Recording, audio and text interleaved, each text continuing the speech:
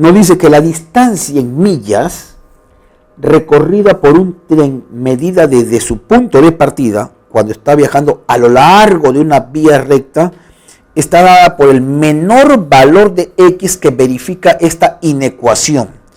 Halle la distancia recorrida por dicho tren. Bueno, acá creo que el problema lo solucionamos en la medida que encontremos el conjunto solución de esa inecuación, ¿no? Porque dice que la distancia recorrida por un tren medida desde su punto de partida cuando está viajando a lo largo de vía recta viene dada por el menor valor que toma x en esa inecuación. Entonces tenemos que resolver esa inecuación. Bueno, pero para eso hay que tomar en cuenta ciertas condiciones. Como por ejemplo, primero, vamos por pasos acá. Vamos por pasos. La base, ¿cómo tiene que ser la base? Mayor que 0 y diferente de 1. Y también el número tiene que ser estrictamente mayor que 0. No existe el logaritmo de 0 y menos aún el logaritmo de un número negativo. Entonces, al momento que uno define el logaritmo, tiene que establecer claramente esas condiciones. Como por ejemplo, el número no puede ser negativo, ni 0 tampoco, tiene que ser estrictamente mayor que 0. Entonces ahí sale que, por ejemplo, 2x más 10 tiene que ser mayor que 0. En otras palabras, x más 0 debe ser mayor que menos 5. 1.2, la base, x más 1 tiene que ser mayor que 0. Es decir, x tiene que ser mayor que menos 1. 1.3, la otra condición, la base tiene que ser diferente de 1, es decir, x tiene que ser diferente de 0. Con esto sale precisamente las condiciones, ¿no? Correcto, x tiene que ser mayor, y en este caso como x es distancia, entonces tendríamos que decir, y 1.4, x tiene que ser mayor que 0. Acá hago la acotación por ser distancia. Entonces, de esas condiciones, tenemos que x de todo esto, llegamos a la siguiente conclusión, que x debe pertenecer al intervalo que va desde 0 hacia más infinito. Bien, ahora sí vamos a resolver la inecuación, muchachos, la parte algebraica, por llamarlo así, ¿no? Esto es lo que sería nuestro universo, que la solución o las soluciones, si que hubieran varias, deben estar dentro de este, vamos a referenciarlo por acá, dentro de este rectángulo celeste. Es absurdo que alguien me diga, por ejemplo, que menos 3 es solución, porque no está dentro de ese intervalo, ¿correcto? Eso es lo que algunos autores le llaman el universo. Bien, ahora sí viene la parte práctica, operativa, ¿no? La definición. Entonces, esto lo puedo entender de la siguiente manera. El logaritmo en base x más 1 de la raíz cuadrada de 2x más 10. Cerramos raíz. Dice que este es menor o igual que 1, pero 1 lo puedo escribir así, ¿no?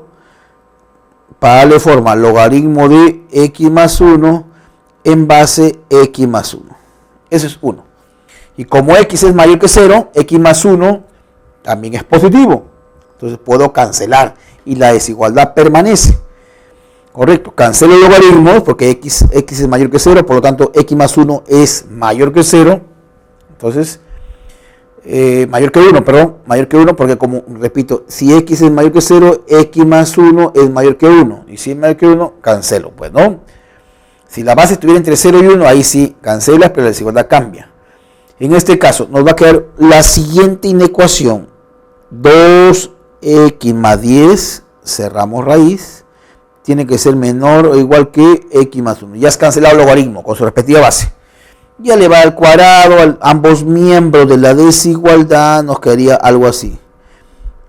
X más 1 elevado al cuadrado. Entonces acá nos quedaría que, ya resolviendo esto, nos queda que x pertenece al intervalo que viene desde menos infinito hasta menos 3. reunido con el intervalo que va desde 3 hacia más infinito. Ahora sí hay que intersectarlo, Vamos a ponerle esto naranja. Esto es lo que nosotros hemos obtenido como consecuencia de resolver la parte algebraica. Entonces hay que intersectar el rectángulo celeste con el rectángulo naranja. Vamos a tener una línea divisoria por acá. Resolviendo esto, ¿qué tendríamos entonces? 1 con 2, intersectando, ¿no? Finalmente. 3. Finalmente.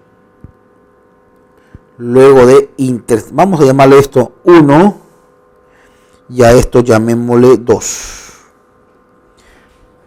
Finalmente, 1 intersectas con 2. Y al intersectar, nos damos cuenta que X pertenece al intervalo que va desde 3 hacia más infinito. Es la intersección ya de 1 con 2. Pero te pedían el X, el menor valor de X. Entonces, el menor valor de X es 3. El menor valor de X es 3. Y ese menor valor que representaba la distancia recorrida por el tren que estaba en millas. Entonces, según lo que dice el problema, ese menor valor es la distancia. Concluimos que la distancia en este caso es 3 millas. La respuesta a este problema la encontramos en la alternativa C. Pasemos al problema número 7. La concentración de medicamento en la sangre. Dice, cuando un determinado antibiótico es administrado a un adulto, la cantidad de la misma, se refiere al antibiótico, en miligramos, que queda en el torrente sanguíneo del paciente después de T horas, aproximadamente está dada por, allá está la expresión matemática, que está representando la cantidad de antibiótico que queda en el torrente sanguíneo después de T horas de haberse aplicado, ¿no? Si después de T1 horas de haber sido administrado el medicamento en el paciente, la cantidad que aún le queda en el torrente sanguíneo es de 3 elevado a T1 miligramos, ¿cuántos miligramos de dicho medicamento hay aún en el torrente sanguíneo si el paciente al cabo de las T1 horas? Bueno, en este caso es cuestión de reemplazar básicamente acá, ¿no? Para un tiempo determinado. Entonces tenemos acá lo siguiente. Esto es lo que me están dando. Esta formulita matemática me dice que está representando la cantidad de antibiótico que le queda en el torrente sanguíneo después de una cantidad de horas. De manera particular, te preguntan T1. Bueno, si te reemplazamos acá, entonces nos quedaría 5, 3 elevado a la menos T1 menos 4 que multiplica a 3 elevado a la menos 3T1. Esto es igual, según lo que dice el problema, 3 elevado a la T1. Es simplemente reemplazar el tiempo por la cantidad de horas, que en este caso es T1. Entonces, ahora de lo que estamos encontrando, o lo que queremos encontrar es cuántos miligramos hay, o sea, despejar T1, ¿no? Veamos entonces acá lo siguiente. Tenemos entonces, ¿sí? Veamos. Arreglando un poco la expresión, pasándolo para acá al segundo miembro de la igualdad, nos queda 3 T1 menos 5 por 3 elevado a la menos T1 más 4 que multiplica a 3 elevado a la menos 3T1 y esto es igual a 0. Pero esto de acá es, ojo, ya arreglándolo, este es 1 sobre este de acá, esta expresión, 3 elevado a la menos 3T1 por 3 exponentes, esto es igual a 1 sobre 3 elevado a la 3T1. Y haciendo cuentas, nos quedaría entonces 3 elevado a la 4t sub 1 menos, ojo, 5 veces, acá también 3 elevado a la 3 menos 1, 2 veces t sub 1, más 4 sobre el denominador, pero como es una exponencial, siempre es positiva, y cuando lo paso a multiplicar acá, te queda 0. Ya vamos a obviar ese paso, sobre el exponencial, que ya lo pasé a multiplicar, Bueno, entonces acá tendríamos lo siguiente. Factorizando, método del aspa simple, nos va a quedar acá 3 elevado a la 2t sub 1 menos 4, el primer factor, haciendo uso del aspa simple, nos quedaría el otro factor lo siguiente. Acá nos va a quedar 3 elevado a la 2t sub 1 menos 1 igual a 0. Y eso es fácil corroborarlo, basta aplicar un aspa simple a esta expresión, o en todo caso, si multiplicamos acá, podemos darnos cuenta que esa es esta expresión.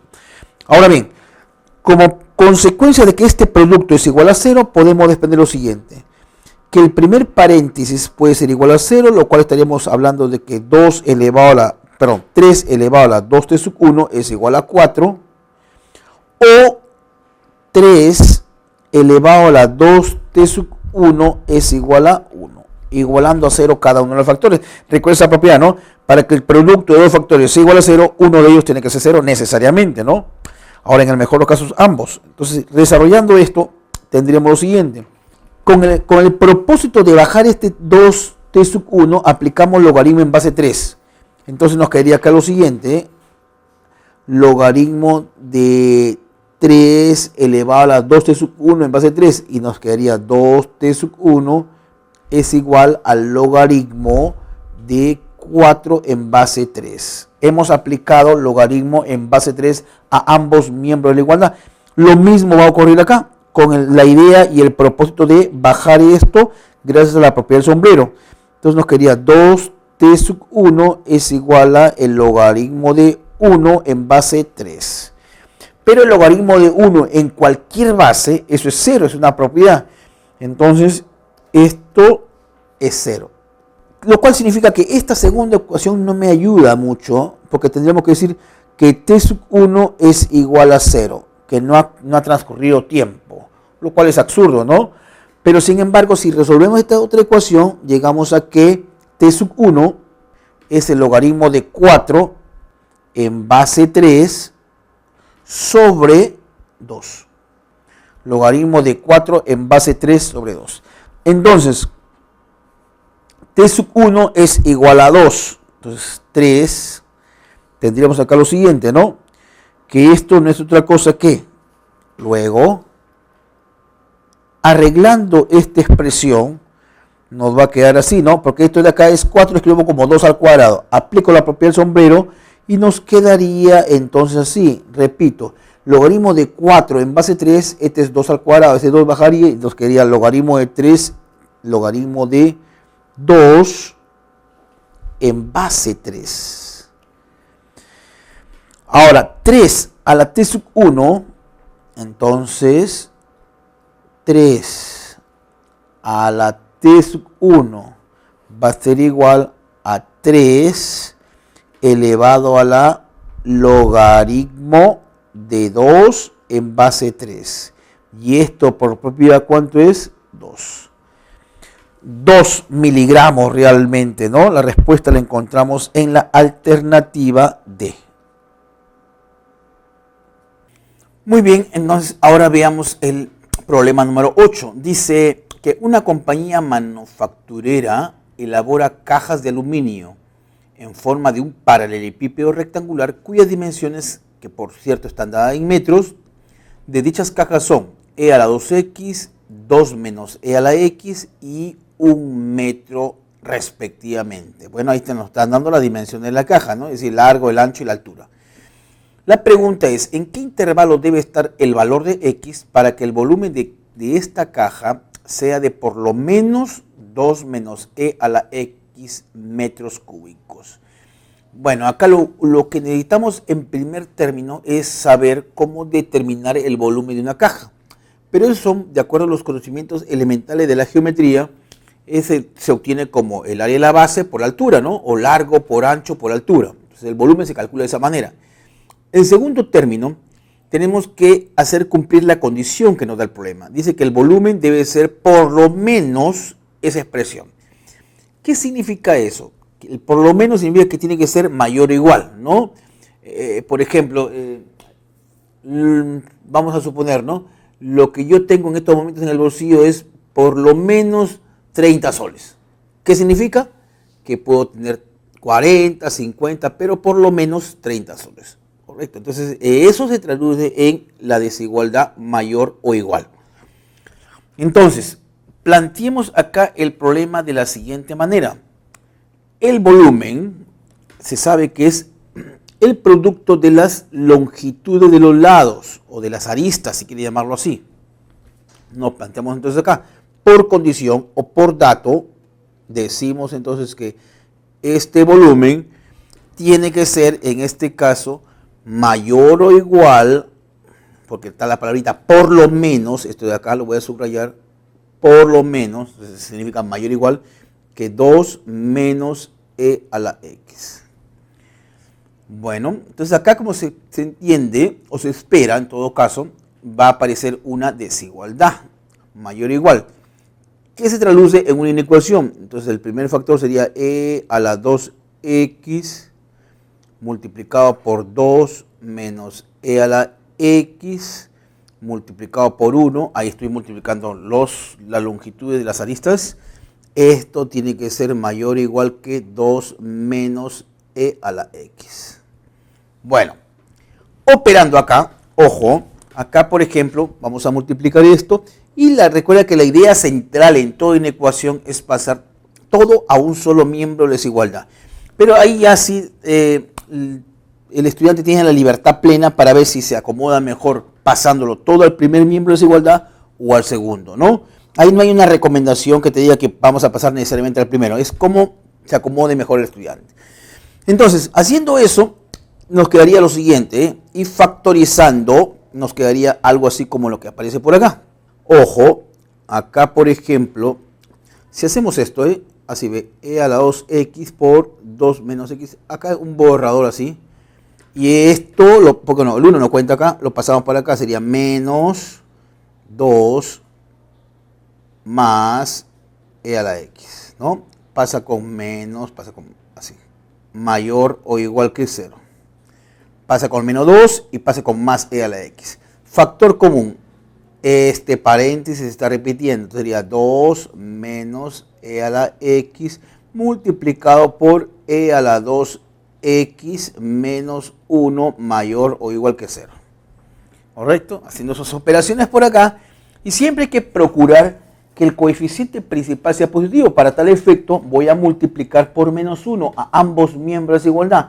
Pero acá también el estudiante tiene que tener en cuenta que cuando multiplicamos por un número negativo la desigualdad cambia de sentido. Entonces, haciendo esos procesos, esos cálculos, que indudablemente son temas que ya han sido estudiados en las semanas previas, nos va a quedar lo siguiente, e a la 2x menos 1 multiplicado por e a la x menos 2. Ya no es mayor o igual. Ojo, acá voy a subrayar. Esto vendría a ser menor o igual que 0.